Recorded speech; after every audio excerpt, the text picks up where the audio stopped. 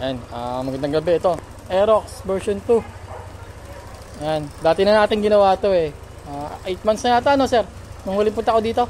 Yun, 9 months? Oh, 9 months. In-upgrade lang namin yung ilaw niya sa 60 watts. Tapos ito, nirepack namin yung shock ni sir. Tapos nilowered ko. Kasi, ano daw eh, pag may angka siya ng misis niya, sumasayad sila, tumutukod. Ayan, nirepack ko rin. Tapos yun, MDL. Pinalitan ko ng 60 watts na Supra. Saan yung box natin ito? Ayan yung nilagay ko. Testing natin. Ito yung low niya. Ayan yung low niya, nasa harap. Tapos yung high, ayun. Medyo tinakasan namin ng konti. Pambawi daw ni sir. Ayan. Pag naka-low siya, passing light sa high. Ayan passing light niya. Push button dito. Ayan. Ayan. Pag low, pag high, then passing low sa low. Ayan. Pag naka-off naman, dalawa sila.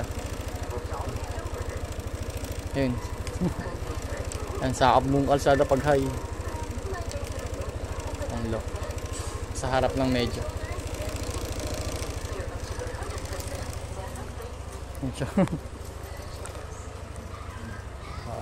Aerox version 2 dito sa Cainta. Mag-home service tayo. Thank you.